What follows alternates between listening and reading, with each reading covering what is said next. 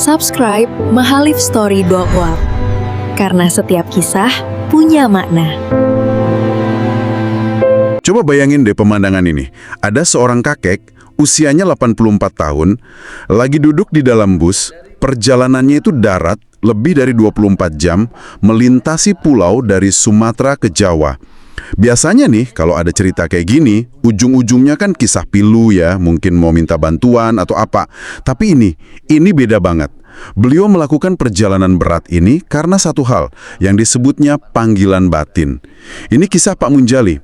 Hari ini kita akan coba bongkar percakapan lengkap antara Pak Munjali dengan Kang Deddy Mulyadi.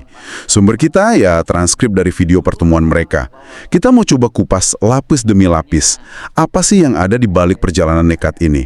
Ini bukan cuma soal perjalanan fisik, tapi soal disiplin, kehormatan, dan kekuatan komunitas. Oke, kita mulai bedah ya. Iya, dan yang paling menarik buat saya tuh dari sumber ini adalah gimana sebuah obrolan yang kelihatannya sederhana ya, ternyata bisa kayak membuka kotak Pandora gitu. Isinya detail-detail kehidupan yang luar biasa. Setiap jawaban Pak Munjali itu pelan-pelan nyusun sebuah potret diri yang jauh lebih kompleks dari kelihatannya. Betul. Dan kalau kita perhatiin awal pertemuannya, jujur saya sempat agak kurang nyaman gitu nontonnya. Kang Deddy Mulyadi atau kita sebut KDM aja ya, itu kan langsung memberondong Pak Munjali dengan pertanyaan yang detail banget. Lahir tahun berapa? Masuk tentara kapan? Pangkat terakhir apa? Kesatuan di mana? Rasanya kayak diinterogasi ya. Iya, kesan pertamanya memang bisa kayak gitu. Tapi KDM sendiri ngasih konteksnya dan ini krusial banget. Dia bilang, dia harus seketat itu karena pengalamannya. Terlalu sering katanya, orang datang ngaku-ngaku veteran atau anggota TNI buat tujuan tertentu. Jadi pertanyaan-pertanyaan detail itu sebenarnya kayak semacam filter gitu loh. Semacam firewall ya. Betul, buat mastiin ceritanya asli. Jadi kekakuan di awal itu bukan karena nggak hormat, tapi justru sebaliknya untuk menjaga integritas pertemuan itu. Oke, masuk akal. Jadi itu semacam tes. Dan ternyata Pak Munjali ini bukan cuma lolos tesnya, tapi nilainya tinggi banget. Identitasnya sahih, usia 84 tahun, kelahiran 1942, pangkat terakhirnya Sersan 1, Sertu di Angkatan Darat. Tepat. Dan ada satu detail yang sempat bikin bingung di awal. Statusnya ini apa? Pensiunan TNI atau anggota Legiun Veteran? Ternyata jawabannya dua-duanya. Beliau itu purnawirawan resmi TNI AD, tapi di tahun 2015, beliau juga dapat pengukuhan sebagai anggota Legiun Veteran. Oh, jadi statusnya ganda? Betul, dan status ganda ini penting banget. Karena nyambung ke temuan berikutnya yang menurut saya paling mengejutkan dari semua ini. Nah, ini dia. Ini bagian yang benar-benar membalikkan semua asumsi awal saya. Waktu KDM nanya soal kesejahteraan, saya udah siap-siap dengar cerita yang, memprihatinkan lah. Ternyata, status ganda itu ngaruh langsung ke kantongnya. Beliau terima 3 sumber pemasukan bulanan. 3, kan? 3. Pertama, pensiun TNI, itu 2,2 juta. Kedua, tunjangan veteran, 2 juta. Dan yang ketiga, ada namanya dana kehormatan, itu 813.000.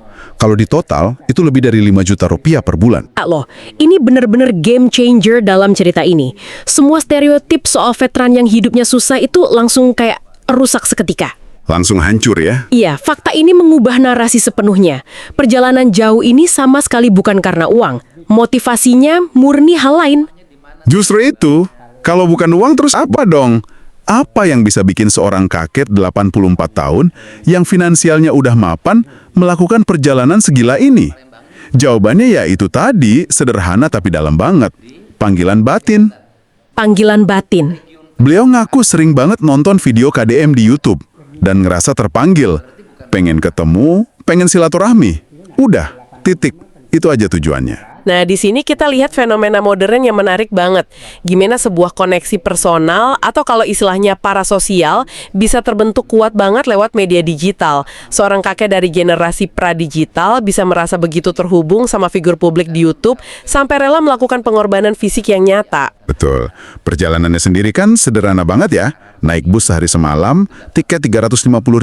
Kontras banget kan? Pemicunya digital, aksinya analog. Nah, ngomong-ngomong soal perjalanan, ada satu detail dari sumber kita yang, wah ini bikin saya benar-benar berhenti sejenak dan mikir, wah orang kayak gini masih ada ya? Soal surat jalan. Ah iya, ini dia jantung karakternya Pak Munjali. Jadi, untuk perjalanannya ini, beliau itu bawa surat jalan resmi dari Legiun Veteran Banyu Asin. Di surat itu jelas tertulis, izin perjalanannya cuma buat 12 hari. 12 hari, padahal... Aneh banget kan? Beliau ini kan udah pensiun puluhan tahun. Udah jadi warga sipil, bebas mau pergi kemana aja, berapa lama aja, nggak ada komandan lagi. Tapi beliau ngerasa perlu bawa surat izin yang ngebatasin dirinya sendiri. KDM sampai nanya, kenapa pakai surat izin, Pak? Bapak kan sudah bebas. Dan jawabannya apa? Satu kata yang merangkum seluruh hidupnya. Apa itu? Disiplin. Disiplin? Iya, buat beliau disiplin itu bukan lagi sesuatu yang dipaksa dari luar. Udah jadi, sistem operasi di dalam dirinya. Walaupun secara hukum udah sipil, secara mental, secara etos, beliau masih seorang prajurit. Masih merasa harus ikut prosedur, melapor, dan ngasih batasan buat diri sendiri. Wow. Jiwa prajuritnya tuh nggak pernah pensiun ya, walaupun raganya udah purna tugas. Oke, kita udah bahas identitasnya, motivasinya, disiplinnya, tapi ada satu lagi fakta mengejutkan soal logistik perjalanannya. Kita tahu beliau punya penghasilan lebih dari cukup, tapi ternyata ongkos perjalanannya itu bukan dari uang pensiunnya. Betul sekali. Ini lapisan berikutnya yang nunjukin sisi lain dari Pak Munjali. Hubungannya sama komunitas. Beliau cerita, seminggu sebelum berangkat, beliau ngebarin niatnya ke warga sekitar. Bukan minta-minta loh ya, cuma pamit aja. Cuma pamit. Dan responsnya luar biasa. Warga sekitar sebagai bentuk dukungan dan hormat, spontan ngasih beliau amplop. Wah. Dari 5 amplop yang kekumpul, beliau dapat dana lebih dari 1 juta rupiah.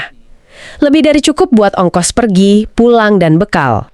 Itu menunjukkan status beliau di komunitasnya kan? Beliau ini bukan sekedar pensiunan tua, tapi seorang sesepuh, tokoh yang dihormati. Tepat, ada ikatan sosial yang kuat banget di sana. Semangat gotong royongnya masih terasa. Dan dari obrolan santai soal komunitas itu, nggak sengaja muncul kilas balik kehidupannya. Iya, yang ternyata terjalin erat sama sejarah bangsa. Beliau nyebut pengalamannya ikut operasi pagar betis di Kuningan waktu numpas pemberontakan DIY. Pagar betis. Terus ada juga kisah personal yang manis banget. Beliau ketemu istrinya, seorang gadis dari Kalimantan Barat, pas tugas di sana dalam operasi Dwi Kora. Oh iya, Beliau bahkan nyebut istrinya sebagai hadiah Dwi Kora. manis banget istilahnya. Dan warisan mereka juga luar biasa. 9 anak, 18 cucu, dan 11 cicit. Sebuah keluarga besar yang akarnya dari pertemuan di tengah konflik sejarah bangsa. Semua potongan puzzle itu akhirnya nyambung ya. Dan setelah keraguan di awal hilang, KDM kan jadi yakin banget sama cerita Pak Munjali. Suasananya langsung berubah total. Iya, jadi anget banget, penuh hormat.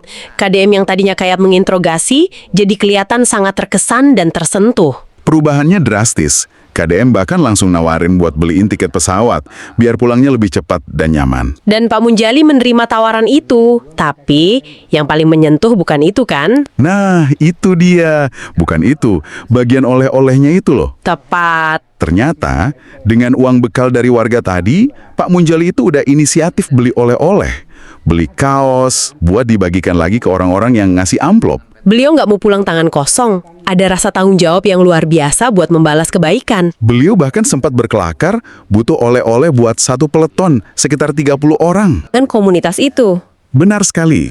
Dan pertemuan itu ditutup dengan gestur yang sangat modern. Sangat pas. Video itu kan? Betul. KDM ngeluarin ponselnya, rekam video singkat bareng Pak Munjali, videonya langsung dikirim ke keluarga dan cucu-cucunya di Palembang. Semacam laporan digital ya, bukti kalau beliau baik-baik aja dan perjalanannya dihargai. Sebuah penutup yang sempurna untuk perjalanan yang justru dipicu oleh koneksi digital. Lingkarannya jadi penuh ya. Dimulai dari YouTube, diakhiri dengan video WhatsApp. Betul. Jadi, apa artinya semua ini? Kalau kita lihat permukaannya, ya ini cuma kisah perjalanan fisik seorang kakek. Tapi kalau kita gali, ini kan perjalanan melintasi waktu. Dari era perjuangan fisik ke era koneksi digital. Dan semuanya diikat sama prinsip-prinsip abadi. disiplin, kehormatan, dan ikatan komunitas. Apa yang paling menonjol buat saya adalah gimana kisah Pak Munjali ini jadi pengingat yang sangat kuat. Bahwa di balik setiap wajah yang kita temui, apalagi para lansia, itu ada arsip kehidupan, sebuah perpustakaan pengalaman yang luar biasa kaya.